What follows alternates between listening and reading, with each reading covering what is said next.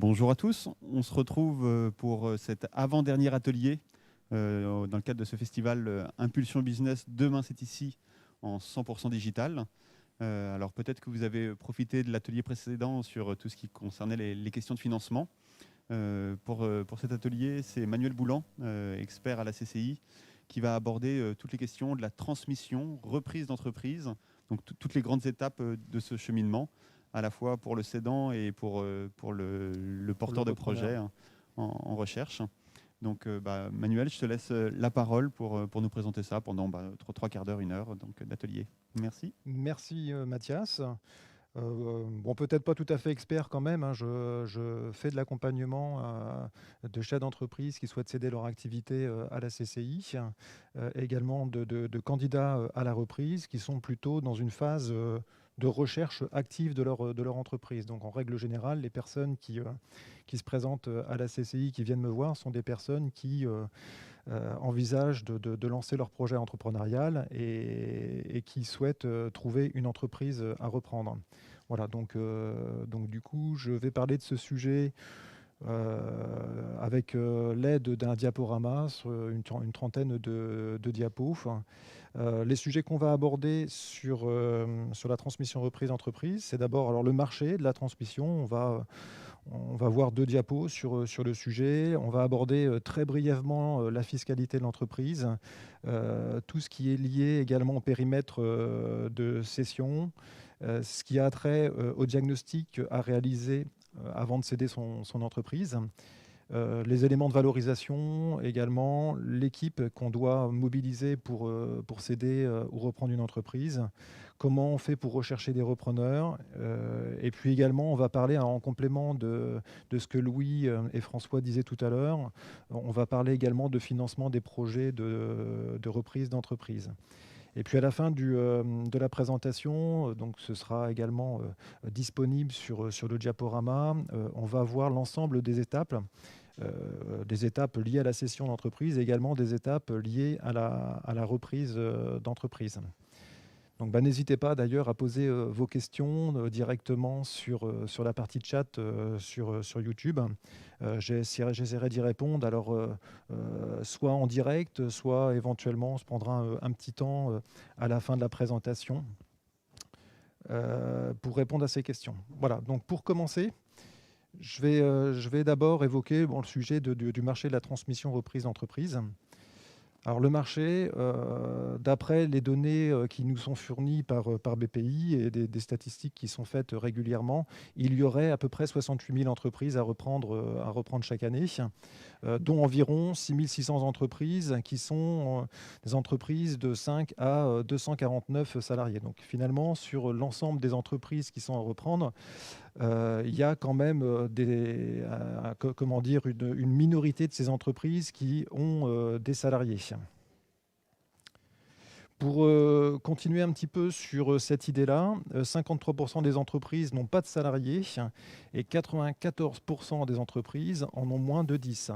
Alors c'est effectivement un ratio qui est important à connaître quand on est sur un projet de reprise d'entreprise, puisque beaucoup de candidats à la reprise qui viennent nous voir sont des personnes qui recherchent des entreprises qui ont plus de 10 salariés. Donc effectivement, dès lors qu'on met ce critère dans la cible de recherche, effectivement, ça réduit énormément le spectre des entreprises à reprendre sur le territoire. En complément d'informations un petit peu statistiques, 30% des entreprises sont cédées en interne, donc soit par un membre de la famille, soit directement par les salariés. Et 45% des entreprises sont cédées en externe. Et puis, on a l'effet naturel de disparition des entreprises à hauteur de 25%. Donc effectivement, toutes ces données sont tirées de statistiques qui sont réalisées régulièrement et dont la source nous est donnée par BPI. Pour continuer sur le marché de la transmission, alors tous les secteurs d'activité sont représentés par la transmission d'entreprise. Je dirais qu'il y a quand même deux grands secteurs d'activité qui sont représentés. Il y a d'abord toutes les activités de commerce de proximité. Et donc, ça représente une grande majorité d'ailleurs des transmissions d'entreprises. Et puis, il y a également l'autre marché, le deuxième marché, qui est celui des transmissions d'entreprises plutôt de type industrie ou d'activité artisanale. Donc, ce sont toutes les entreprises qu'on va retrouver dans les zones industrielles, zones artisanales. Donc les activités de B2B, activités de services aux entreprises, activités d'agroalimentaire, de e-commerce, etc., etc. Donc il y a vraiment bien deux grands marchés pour la transmission, le commerce de proximité d'un côté, et puis de l'autre côté, toutes les activités hors commerce de proximité, on va dire, pour simplifier. En sachant que sur le commerce de proximité, donc là je vais vous donner une idée un peu caricaturale, mais ça représente assez la réalité des choses. On a à peu près pour les commerces de proximité 5 commerces à reprendre pour un candidat à la reprise. Et pour l'autre marché, qui est celui de la cession reprise entreprise, plutôt B2B, industrie, agroalimentaire, négoce, services aux entreprises, etc., etc. Pour ce type d'activité, là, on a finalement l'effet inverse, c'est-à-dire que là, on a plutôt 5 repreneurs pour un seul et même candidat à la reprise. Donc pour l'un, on est plutôt en recherche de candidats à la reprise pour ce qui concerne les commerces de proximité. Et puis pour l'autre marché, là, on est plutôt en recherche d'entreprises à reprendre. On est en recherche de cédants. Les candidats à la reprise qu'on reçoit régulièrement dans les CCI territoriales sont des personnes qui recherchent plutôt les nouveaux métiers. Donc effectivement, ça va concerner tout ce qui est activité de médias, technologie, communication, énergie renouvelable, services aux entreprises, industrie, agroalimentaire. Donc c'est vrai que les candidats à la reprise qui viennent spontanément nous voir sont des personnes qui vraiment, dans beaucoup de cas de figure d'ailleurs, recherchent dans plutôt les activités B2B. Et puis activités industrielles et donc hors commerce de proximité. Il y en a, mais ils sont quand même moins nombreux.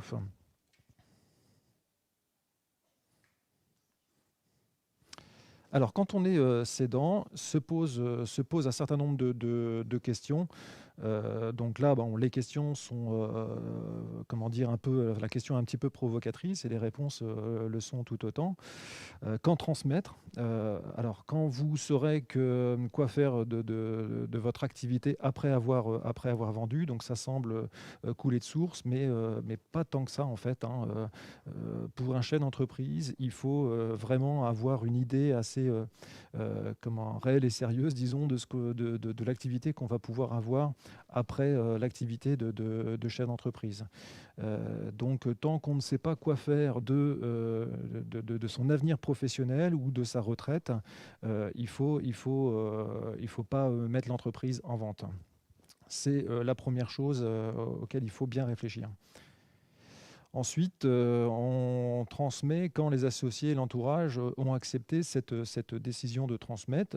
Il y a une raison à ça qui est toute simple, c'est que si ça concerne les associés, par exemple, ils peuvent tout simplement s'opposer à la cession de l'activité.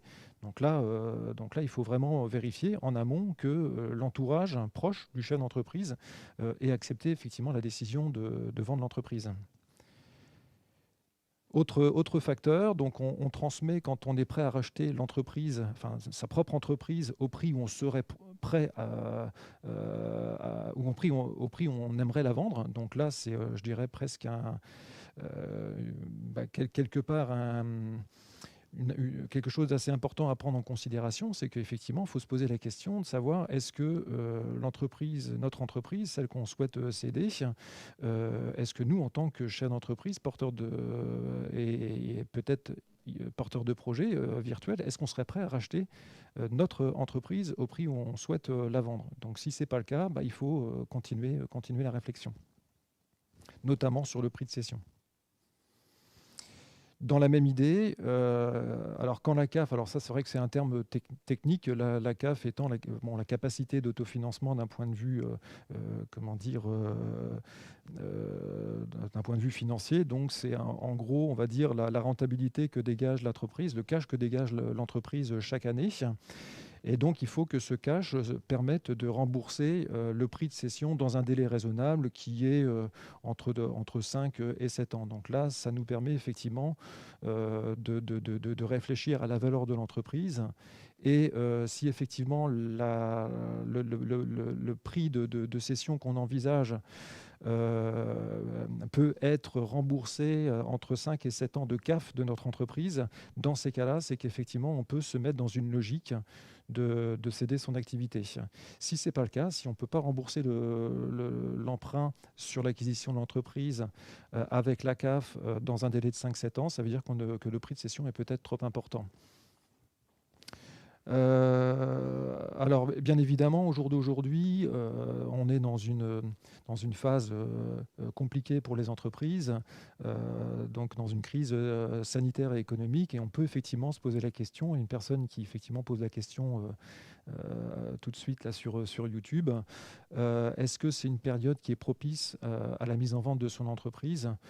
Alors, ce qu'on constate au jour d'aujourd'hui, c'est qu'effectivement, il y a des chefs d'entreprise qui décident de décaler leur projet de cession, tout simplement en se disant, voilà, j'attends de voir comment les mois vont se passer, les mois à venir vont se passer, et puis on verra ce que ça donnera.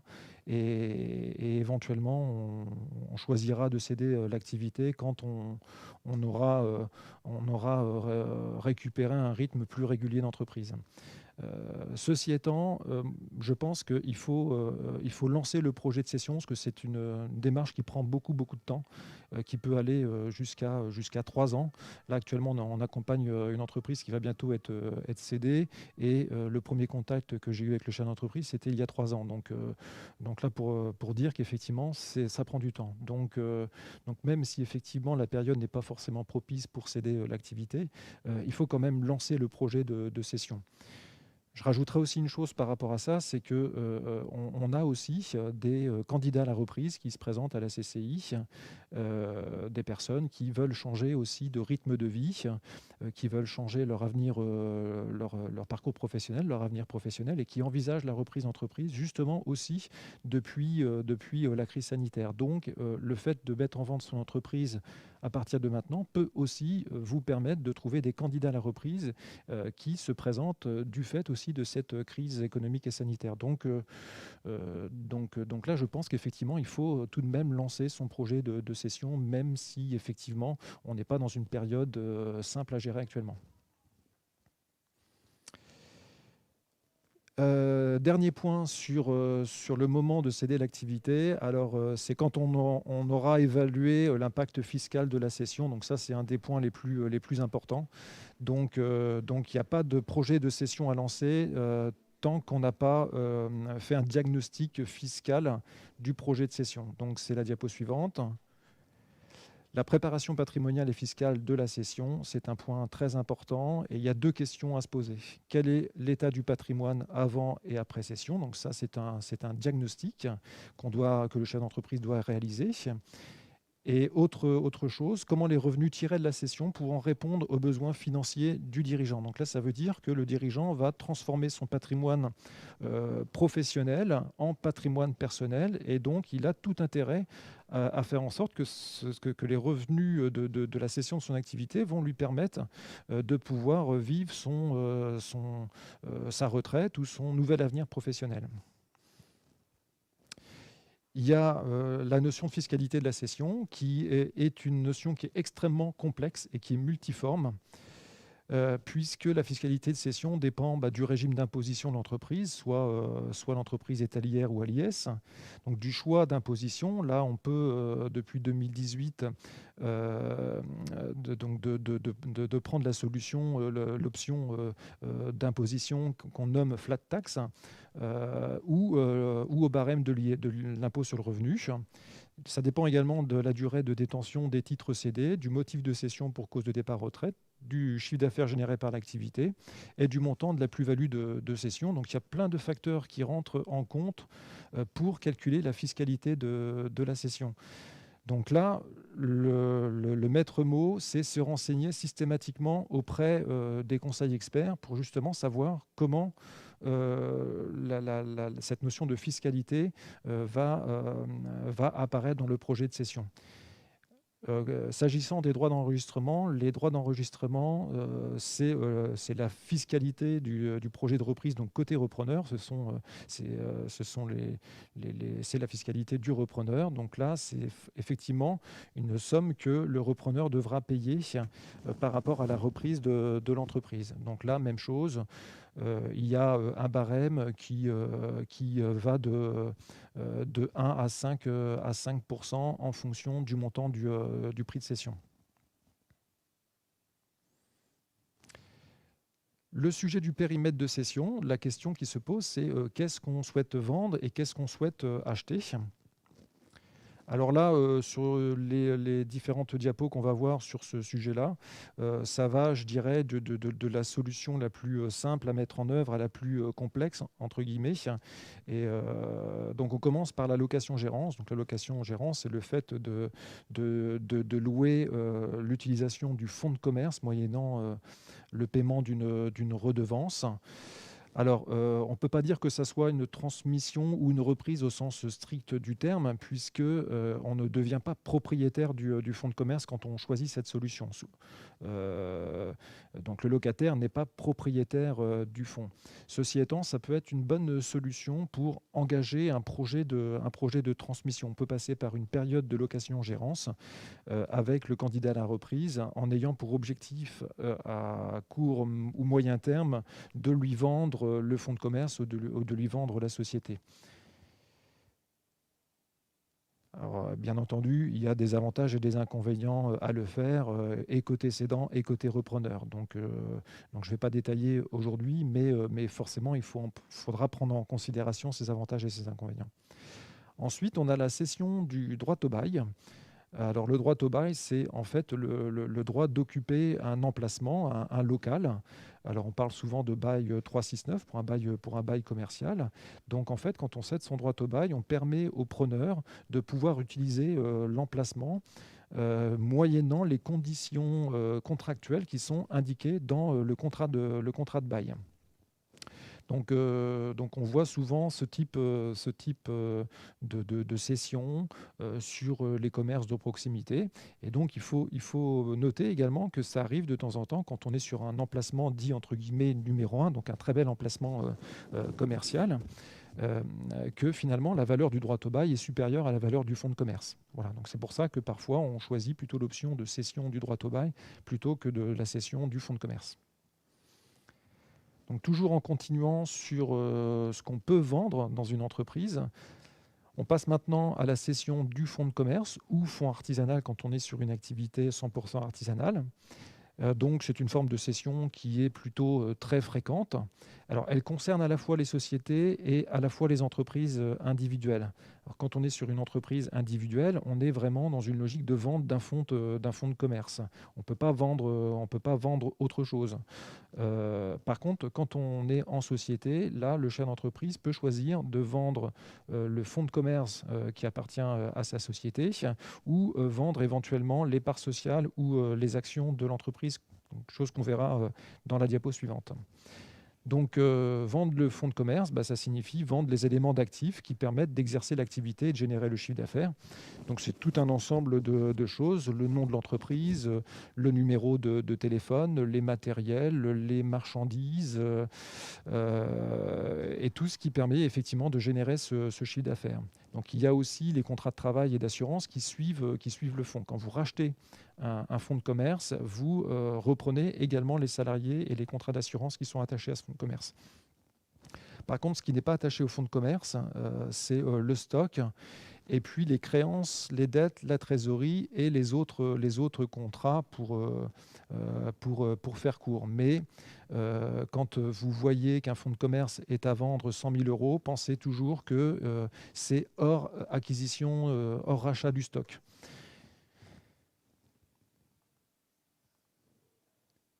Et enfin, en dernière option de périmètre de cession, on a la possibilité de céder les parts sociales ou les actions de l'entreprise. Alors bien entendu, là, ça ne concerne que les sociétés. Et là, il s'agit en fait de céder l'ensemble de l'entreprise, donc tout ce qu'elle possède et également tout ce qu'elle doit. Donc on achète et l'actif et le passif de l'entreprise. Donc c'est un schéma qui est beaucoup plus complet puisque là on achète tout d'un bloc. Mais ça entraîne aussi une difficulté qui est celle de savoir quelle est la valeur réelle de ce qu'on achète, hein, en actif et en passif. Et pour éviter, je dirais, tout problème qui peuvent survenir de dévalorisation, hein, de cet actif ou de ce passif, hein, il y a forcément la négociation d'une garantie d'actifs passifs sur lequel je reviendrai un peu plus tard. Les diagnostics à réaliser donc au moment de la cession de l'entreprise. On peut citer donc des diagnostics plutôt liés à l'activité, ce que fait l'entreprise, donc ses produits, ses services, les moyens qu'elle possède, faire un diagnostic sur les ressources humaines, diagnostic financier, juridique, qualité, sécurité, environnement. Donc là, c'est vraiment essayer d'ouvrir tous les tiroirs de l'entreprise et bien comprendre le business model de l'entreprise. Et ça va nous aider à constituer le dossier de présentation dont je parlerai un peu plus tard. Ça permettra également de valoriser l'entreprise et puis ça préparera aussi à la phase d'audit. Alors, on peut citer également d'autres diagnostics qui sont à réaliser plutôt quand on est dans la vente de biens immobiliers ou de logements qui sont adossés à l'activité. Donc, ça peut être des diagnostics de performance énergétique, l'état des risques naturels et technologiques, hygiène et sécurité, loi Carrez. Donc, ces 4 diagnostics sont à faire obligatoirement quand vous êtes propriétaire d'un logement, par exemple. Et puis, il y a le diagnostic accessibilité qui, lui, est obligatoire dans tous les cas de figure à partir du moment où vous recevez du public. S'agissant de la valorisation d'entreprise, qui est une étape très, très importante dans la cession d'une entreprise, donc on va voir quelques méthodes de valorisation d'entreprise. D'abord, la valorisation par le chiffre d'affaires. Donc, on peut utiliser les barèmes établis par la profession. Exemple, les barèmes de la revue Francis Lefebvre, du livre Francis Lefebvre. Les barèmes c'est un barème qui fait référence à des statistiques nationales. En sachant que là, on ne va pas reprendre systématiquement les pourcentages qui nous sont indiqués directement. On va aussi corriger ces pourcentages en fonction des spécificités de l'affaire, notamment celles qu'on aura pu détecter via les diagnostics. Et puis, on prendra en compte un chiffre d'affaires pondéré sur les 3 derniers exercices idéalement. Il y a également la valorisation par la méthode des comparables. Alors là, il s'agit tout simplement de regarder quelles sont les transactions qui ont pu s'opérer sur le même type d'activité et idéalement sur la même zone géographique. Et puis de baser son prix de cession en fonction justement des cessions qui ont été réalisées récemment et dans des activités qui sont assez similaires de celles du chef d'entreprise. Comme autre méthode, on a la méthode de l'actif net corrigé. Donc c'est une méthode qu'on nomme patrimoniale, c'est-à-dire que l'entreprise vaut ce qu'elle possède. Donc là, on évalue chaque poste de l'actif. Quand on regarde un bilan d'entreprise, l'actif, c'est ce que l'entreprise possède. Et puis, on va essayer de trouver la valeur, entre guillemets, de marché actuelle de chaque élément de l'actif de l'entreprise. On va réactualiser tous ces éléments et ça va nous donner une valeur de l'actif qui va nous donner une valeur d'entreprise. On peut également utiliser une méthode basée sur la rentabilité de l'entreprise. Donc l'entreprise vaut ce qu'elle rapporte. Donc là, même chose, on va se baser sur les éléments comptables et financiers de l'entreprise et on va retraiter un certain nombre de postes des comptes annuels, bilan, compte de résultats, de façon à avoir une image un peu plus précise de ce que peut être la rentabilité de l'entreprise, la rentabilité réelle de l'entreprise. Alors, parmi les postes qu'on peut éventuellement retraiter, donc ça peut être la rémunération du dirigeant, ça peut être éventuellement la non prise en compte d'un litige qui existe dans l'entreprise, ça peut être plein d'éléments différents. Mais l'objectif qu'on a, c'est justement de retraiter ces éléments pour avoir une vision beaucoup plus précise de ce qu'est la rentabilité de l'entreprise. Dès lors qu'on a ces nouveaux indicateurs de rentabilité, après avoir fait le retraitement, on va appliquer un coefficient multiplicateur sur ces indicateurs. Donc les indicateurs régulièrement utilisés, ça va être le résultat, ça va être l'excédent brut d'exploitation, ça va être la capacité d'autofinancement et d'autres encore. Donc voilà, on peut par exemple dire que dans un secteur d'activité donné, l'entreprise vaut par exemple 4 fois l'excédent brut d'exploitation, 4 fois le BE. Voilà, mais c'est pas le BE, c'est pas nécessairement le BE qu'on va trouver sur le compte de résultat. Ça peut être, ça doit être même d'ailleurs le BE qui est recalculé après les retraitements. En complément sur la valorisation, alors la valorisation, quand on valorise une entreprise, on parle toujours d'une fourchette de valeur. On n'est jamais sur l'idée de dire une entreprise vaut tant. On est toujours à dire une entreprise vaut entre tant et tant. Les méthodes peuvent donner des résultats qui sont très différents. Là, on a vu quelques méthodes, mais c'est pas rare de voir parfois des méthodes qui donnent des résultats qui vont du simple au triple. Donc, il faut réussir à expliquer tout ça. D'où l'importance, effectivement, que le chef d'entreprise soit sensibilisé à cette valorisation d'entreprise pour que, quand il rencontre un repreneur, qu'il sache expliquer pourquoi il annonce tel prix de cession. Ce n'est pas une science exacte, c'est toujours sujet à interprétation. C'est une discipline complexe parce que si on doit le faire dans les règles strictes de l'art, ça peut prendre énormément de temps puisqu'il faut réévaluer l'ensemble des postes de l'entreprise. Et puis, il faut bien prendre en compte que la valorisation est une notion qui est complètement différente d'un prix de cession. Donc, ce n'est pas parce qu'on valorise une entreprise à 300 000 euros que le prix de cession sera 300 000 euros. Hein. Le prix de cession, c'est le fruit d'une négociation, alors qu'une valorisation, c'est un travail qu'une personne fait sur son tableur Excel, en règle générale. Donc là, la différence, c'est qu'entre les deux, il y a cette notion de négociation. La base documentaire, quand on est chef d'entreprise, avec l'idée de céder son activité, il faut qu'on recueille un certain nombre d'informations et qu'on construise aussi certains documents, dont le dossier de présentation qu'on appelle le mémorandum. L'idée de ce document, c'est d'expliquer ce qu'est l'entreprise. Sur tous les comment dire, tout ce qui concerne l'entreprise finalement. Hein. Donc ça va de la présentation des produits-services, des concurrents, des moyens, des éléments financiers. Toute information doit figurer dans le dossier de présentation. On a également un document qui est le teaser cédant. Donc ça, c'est un document qui est rendu souvent anonyme, qui sert à présenter le projet de cession à des personnes qui portent un intérêt pour le secteur d'activité, de façon à ce que ces personnes qui lisent ce fameux document puissent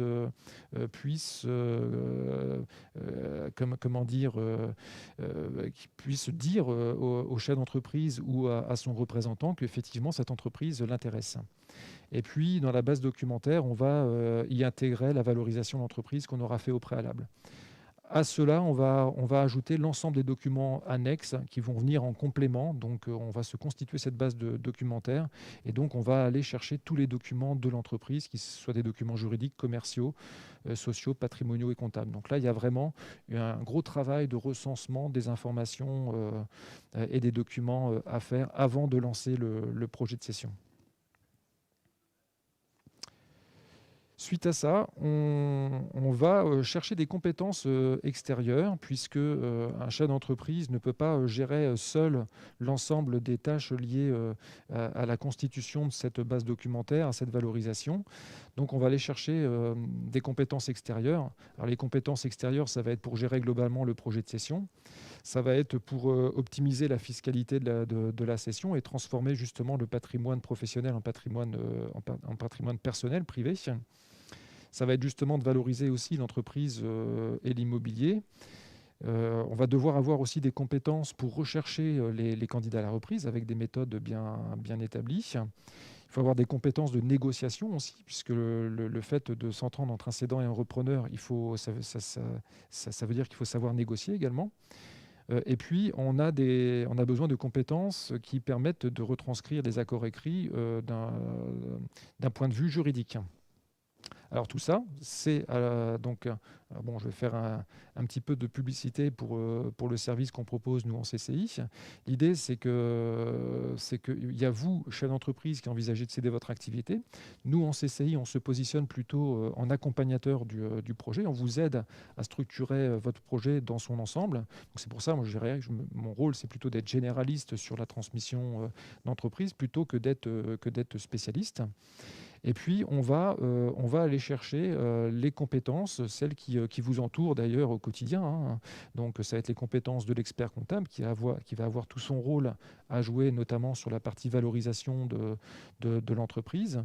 On va avoir un avocat qui, lui, va pouvoir effectivement intervenir sur tout le volet juridique et retranscription des accords passés entre le cédant et le repreneur. On va avoir le conseiller en immobilier qui, lui, va intervenir pour la valorisation notamment du bâtiment. Le conseiller en gestion de patrimoine, la banque, le cabinet conseil en cession d'entreprise qui intervient également à l'accompagnement des chefs d'entreprise sur ce genre de projet. L'assureur et puis le notaire. Alors il y a également d'autres experts qui peuvent intervenir, des experts spécifiques.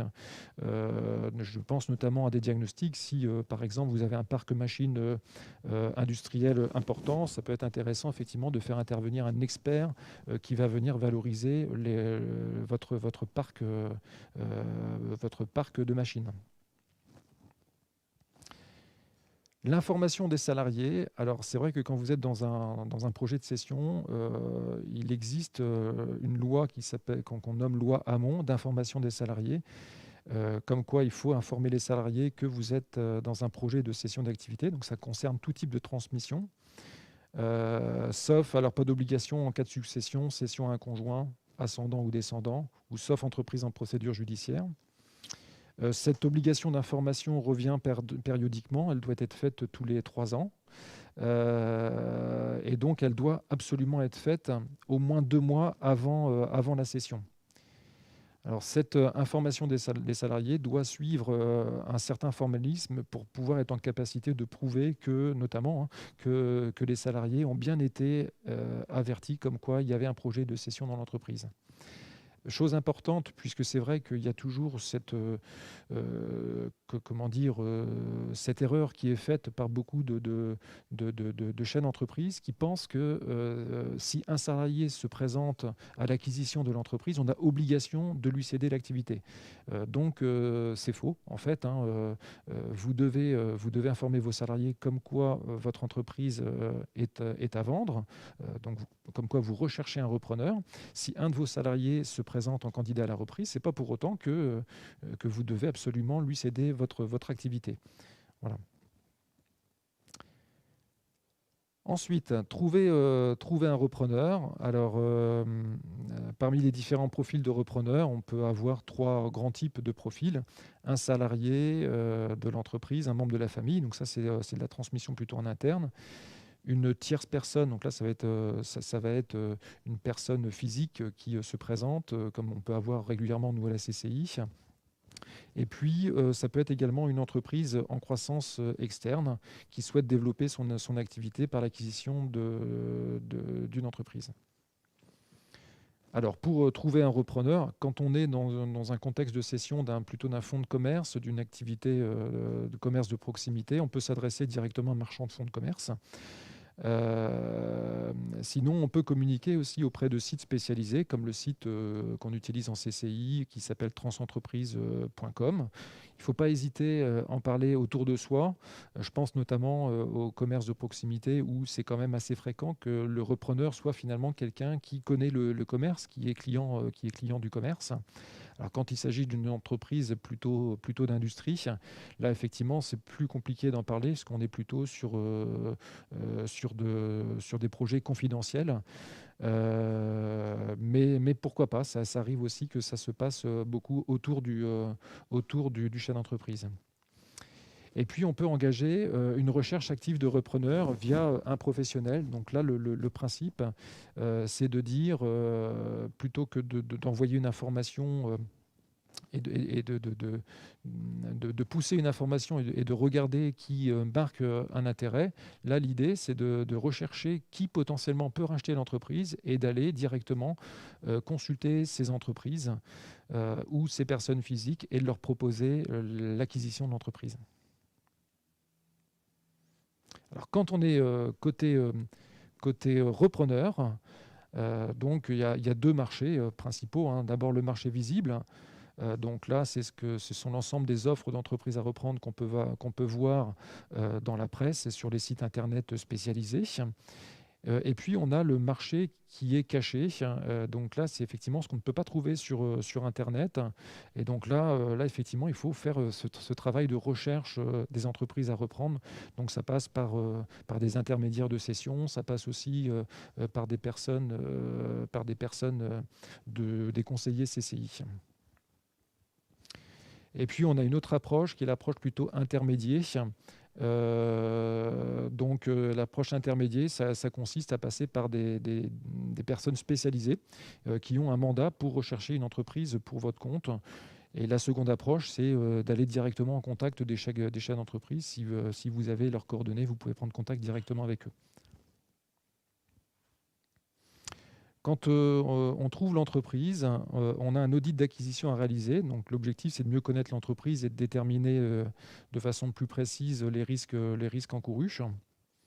Et là, un petit peu comme je dirais le diagnostic qu'on a vu tout à l'heure, c'est finalement faire la même chose. Alors, c'est une démarche qui est faite par le repreneur et ses conseils. Donc là, c'est d'ouvrir effectivement à nouveau tous les tiroirs de l'entreprise et de voir exactement comment fonctionne l'entreprise.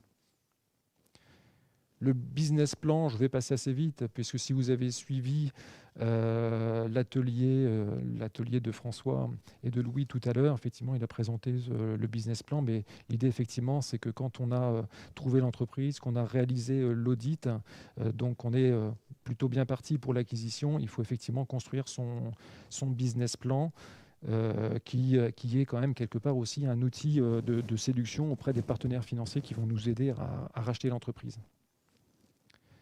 Pour le financement de la reprise, je vais aller assez vite aussi, puisque finalement, on les a vus également tout à l'heure. L'apport bancaire, le prêt bancaire, le love money, donc la famille et les amis qui peuvent intervenir, le financement participatif, les investisseurs et les aides type prêt d'honneur avec le réseau Entreprendre qui accompagne beaucoup de porteurs de projets. À la fois donc, dans l'accompagnement de la construction de leur projet de reprise et à la fois en accompagnement financier sous forme de prêt d'honneur. Et il y a d'autres structures qui interviennent également, comme Initiative Cavados, l'AD Normandie et d'autres encore. Et puis pour vous aider, vous, candidat à la reprise, vous avez effectivement l'aide ARE ou RCE de Pôle emploi et l'ACRE que vous pouvez mobiliser. Ça, il ne faut pas hésiter à se rapprocher de la CCI pour connaître tous ces dispositifs au moment où vous êtes prêt à reprendre l'entreprise. Les principaux outils juridiques pour la reprise, donc ça va être la lettre d'intention, le protocole d'accord, la garantie d'actifs passifs, et puis on va ensuite passer à l'acte de vente, le closing. Pardon, moi je suis passé assez vite.